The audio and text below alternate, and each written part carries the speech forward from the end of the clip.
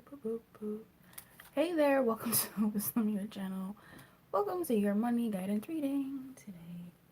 I just need to set this up. Welcome to your money guidance reading. Welcome to the Lumiere channel. Welcome to the money guidance weekly reading. Today we are using the wisdom of the enchanted map oracle. That's what we are doing today. Please, Spirit, may you give us the money guidance for the week, please. What is the money guidance that we need to know, that we need to be aware of, and how we make our money moves this week? What is the guidance you have for us? Okay. I got the because I got it going on.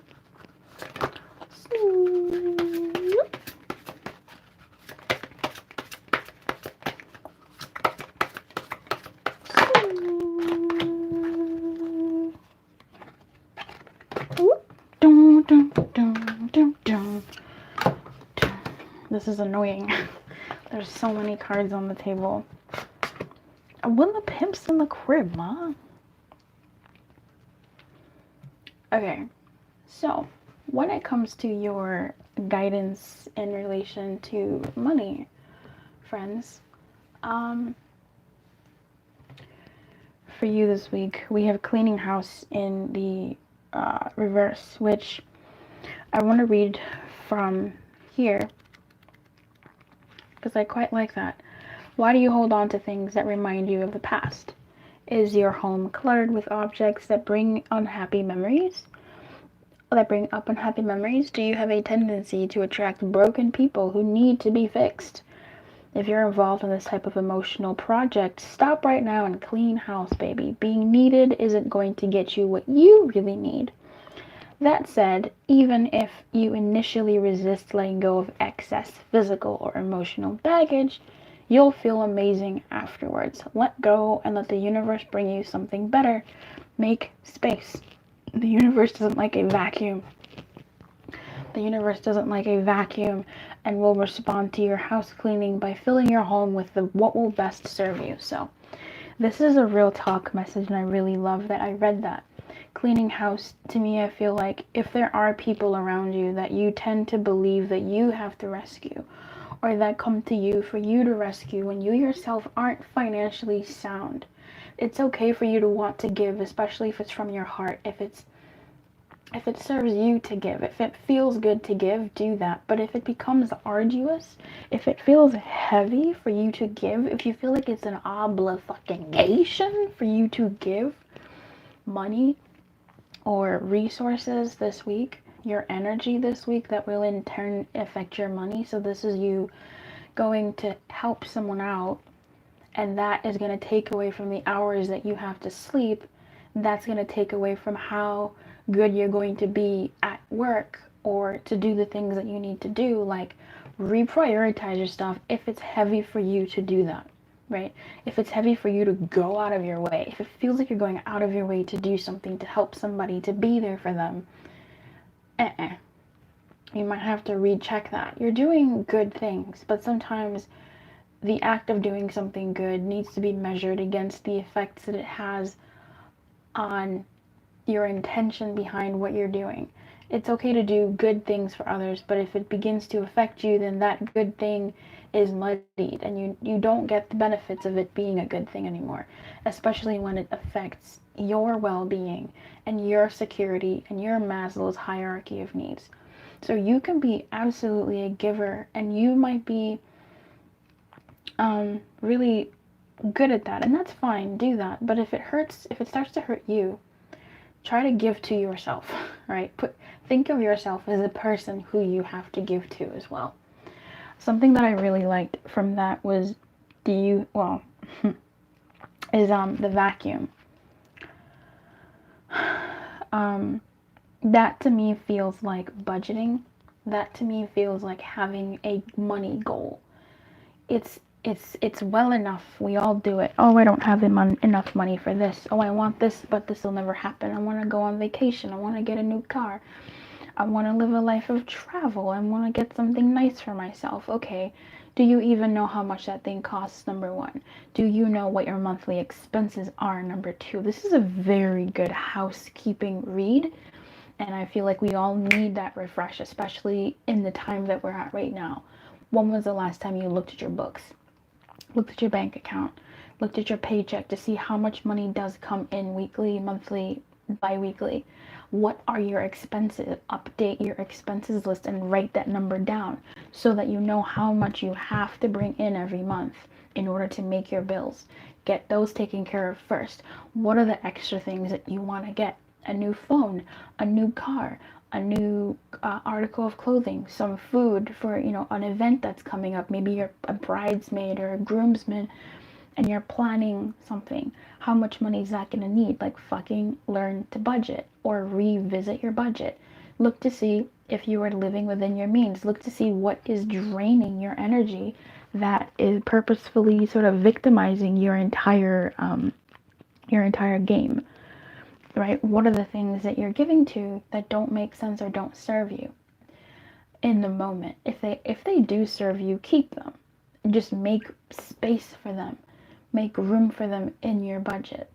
So if you want a new phone, if you want a new car, if you want new clothing, what room does your budget currently have for that? Do you know what your monthly expenses are? Do you know when things are due so you can shuffle things around? How much is in your savings? Do you have a savings? Do you know what a savings is? You want to invest in some stuff in the future. Okay, what does it look like now? What is the initial startup cost to invest? What can you do with what you have now? There's always a way. There's absolutely always a way. Do you have credit cards that you want to pay down? Okay, line them up. How much is in each one, and which one can you add a little bit more money to every month to pay that down, and then move that, it's the snowball effect, the snowball pay down. Look that up. Do you need to improve your credit score? Doing that is going to improve your credit score as a living, breathing testament to that. Like, that's the thing. You are, okay, other cards that are out here, because cleaning house is definitely like, this is a week where you are guided to look at what your money actually looks like on the ground in relation to the things that you want to do, the things that you are doing, and just to look at your money. Like, just look at it. Look at what those numbers are, where the money goes, how much you bring in, how much you need more, so that you actually have an intimate relationship with your money. Take your money out on a date. Schedule out some time in your week and look at your numbers. How much do I bring in on my paycheck? When are my bills due? How can I make this work? How much money is in my 401k? Am I saving enough? Where are places that I can make money? Because when it says the universe isn't like a vacuum and it likes to fill it, okay, if you create an envelope, if you create a bucket, this is my phone bucket, this is my phone savings plan. Now you start prioritizing and thinking about money differently. Do I really need that cup of coffee? I got coffee at home. I'm gonna put that money in my phone bucket. And soon enough, the universe starts giving you even deals on phones, or it starts, driving you towards this living, breathing vision board. It's not a vision board, it's you're living your vision board. You're living and walking in the steps of the desires that you have because you've made room for them purposefully. We have the Gentle Gardener in reverse. We have Come Together in reverse. We have Compass. We have Moonlight. We have Wishing Well. We have Magic Stream in reverse. Compass and Magic Stream are very interesting. It feels like you are going in the right direction, which is amazing, but it feels like you are fighting the flow. So when it comes to your money, some of you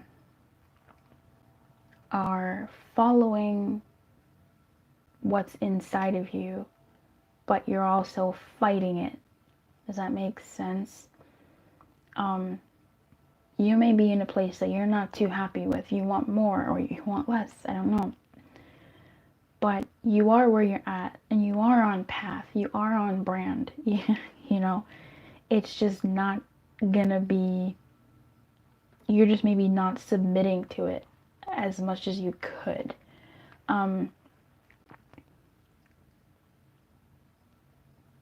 It might be in your thought process that you're fighting things. There's a call here to almost submit and walk away.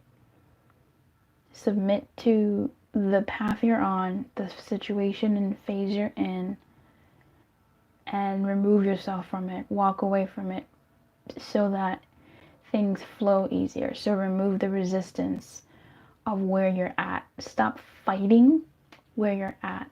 Finding a solution, finding a way to make it better for yourself isn't fighting. Fighting is where you resist. Fighting is where you say, this is not where I'm supposed to be.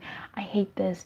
Like, there's a way for you to not like where you're at and not fight it in a way that makes resistance to where you're at.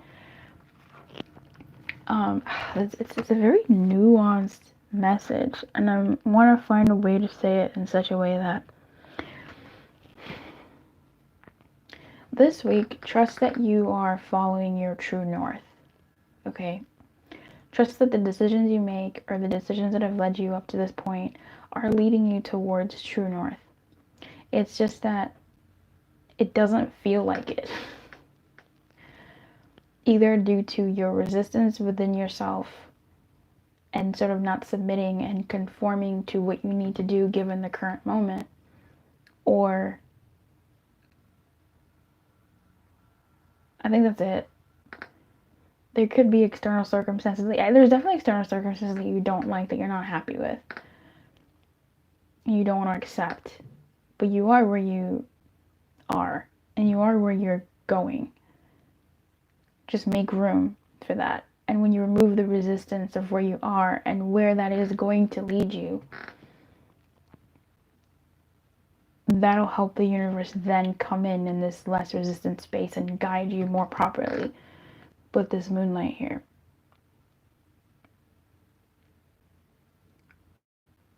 this is going to be difficult for most of us, but trust that you are on, trust that, you know, the universe has heard your desires for you, because I feel like that'll really be helpful.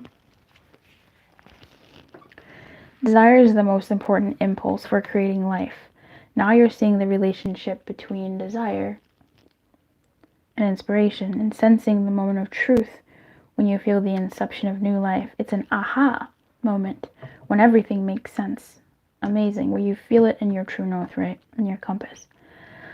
Perhaps you recognize a soulmate, or are conceiving a baby or an idea. The wishing well card awakens you to the presence of unseen forces that enable new beginnings. Divine intelligence activates the field of possibilities where new life is co-created in a magical way. Neither you nor anyone else can know how or why this happens. It just does. To that end, you can't control the process of growth, right? That's that resistance. Rather, you must step aside to be a channel for higher forces. Relinquish any attachment to how this new creation should appear or when, and that's going to be difficult. Form your intention and take action by dropping the coin into the wishing well, then trust in spirit and prepare to be amazed. And that's rough because of how you think about things, because of how you think things might go, but you don't know how things are going to go. Those thought seeds are weeds messing up your true north compass, your spirit guidance, and it's making resistance against the energy to just flow through you. Magic stream here, I feel like, is important for me to read, so I will read that. This card represents swimming against the current. There are times when effort and sheer willpower result in victory and celebration, but this isn't one of them. You can't force inspiration, and you can't manufacture creativity, lest you borrow too heavily from others' ideas. Neither can you make someone love you or orchestrate a series of events that might place you in a more favorable position. Now is the time to drop the trying and jump into the stream and float. Immerse yourself in the experience of being fully present with whatever is true for the moment. You'll never step in the same river twice anyway. So there are some thoughts that you're fighting against, thoughts that are making and causing that resistance. But baby, like, this is one of those, it is what it is. Do what you can. Make room. Say the things that you want. Put them out there and take action towards that. Put a bucket for your cell phone money. Look at your expenses. Look at how much you need to absolutely have each month in order to make ends meet. Look at how much excess you have if there is excess. If there is no excess, try to find ways to make extra cash to meet your expenses, right? And if there is extra cash, look at how you can budget that wisely towards the things that you want. Look at how many paychecks you get and see, okay, in 4 months, if I put this much away, I can get a new phone. Amazing, right? And pay it off. I can get a new car and supply that down payment. What are these different things that I can do? If you're looking for work, what kind of job do you want to have? How do you want it to feel? And be in that feeling when you go to sleep. Imagine yourself in this environment where people are treating you the way you want to be treated, and trust in the divine and do what you need to do on the ground to get to that place, because you never know what that place will be. Spend wisely, act wisely. Don't force or push things unnecessarily. There is going to always be a force and a push, but that's when those are things that we have to do. Like, I had to do this reading. I don't want to. Like, I'm tired. But I had to. There's things like that where, you know, it's beneficial. Just like we said in the beginning, where there's some, where it's not, it's, there's obligation, but it's an inner desire as well. But if it feels too arduous, if it feels too heavy, what's the way that you can